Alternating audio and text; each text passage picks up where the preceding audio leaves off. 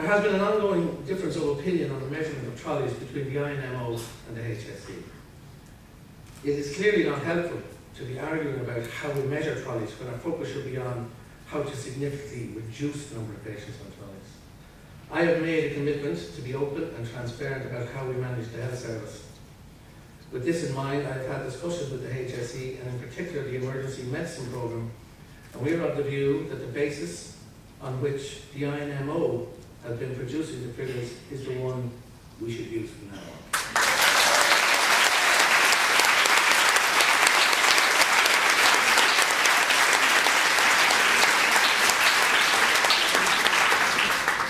However, it should be noted that international and national expert opinion on the matter is firmly of the view that we move, and we need to move, as quickly as possible to the 6-hour target, meaning patients are either in a bed on a ward or appropriately discharged within 6 hours.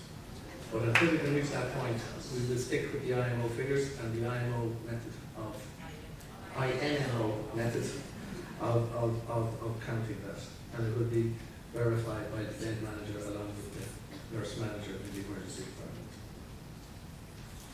So I've indicated to the HSE that we must have a clear plan of action to address the problems in emergency departments, not just for the coming year, but for the long term.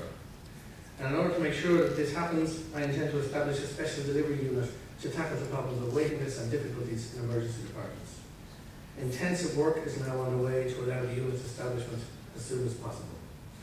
Now, no matter what the challenges, along with all of these plans, we must build a culture of patient safety. And the nursing and midwifery professions have a central contribution to make to this.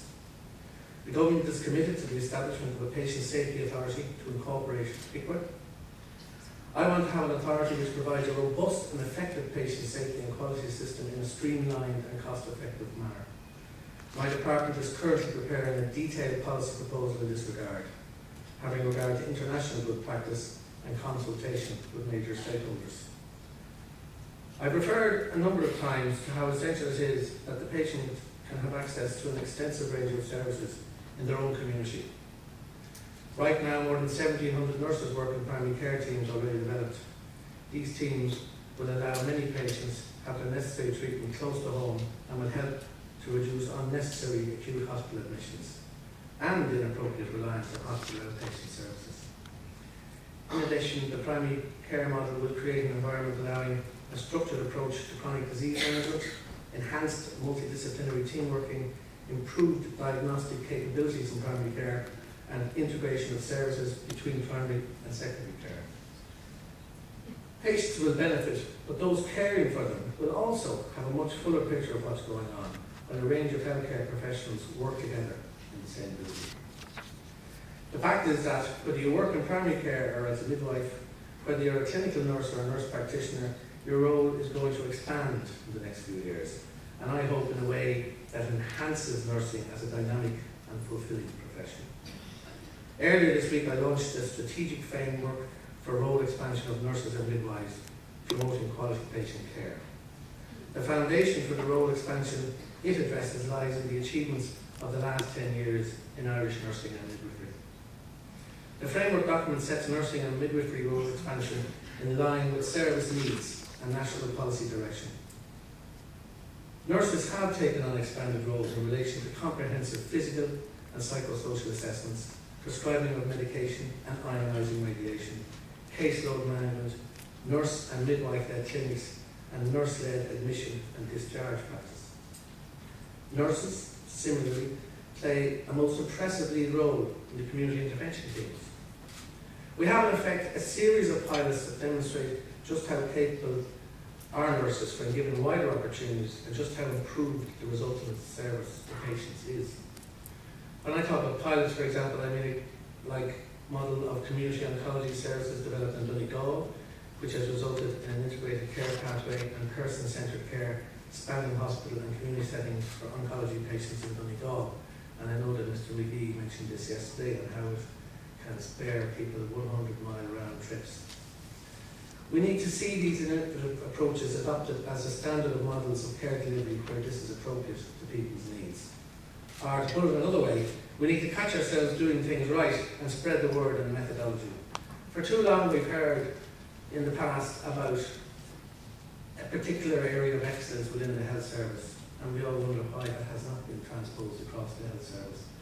Well, that will be the case in the future. When we find islets of excellence, when we find people doing innovative work in a new way that delivers superior care for patients, then we will transpose that across the system. That's what we're supposed to do. That's what the HSE was set up to do, to give uniformity of care across 4.4 million people. And that will be our goal. Part of that is the HSE's Quality and Clinical Care Directorate, which is trying to find ways to improve patient care, address waiting lists and save money. They're using a multidisciplinary approach.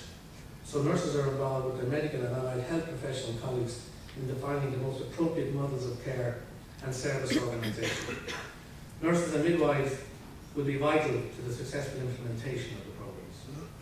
At the same time, the HSE clinical programmes for obstetrics and gynaecology is working to develop and implement a maternity and gynaecology programme that will provide for the most appropriate and sustainable models of care. They're doing so keeping in mind the preferences of patients who want early release and local services. And I would like to acknowledge the central role being played by nurses and the Irish Association of Directors of Nursing and Midwifery in clinical programmes. I want to make a couple of very brief comments about human resources issues. First of all, I very much welcome the engagement through the Labour Relations Commission between the unions and the HSE on issues linked to the use of agency staff. Secondly, the INMO has raised with me the November 2010 Labour Court recommendation that the government reconsider the application of the moratorium to senior staff nurse posts.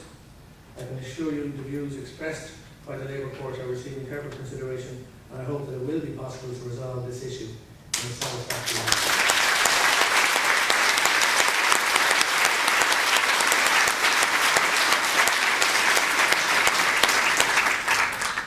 Thirdly, the government is committed to undertaking a review of the decision to abolish pay for student nurses.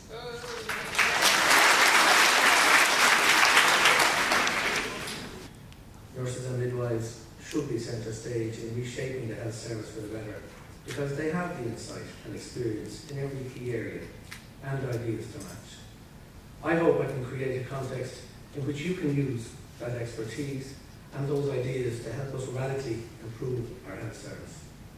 A health service in which patients feel safe and in which we're all proud to work.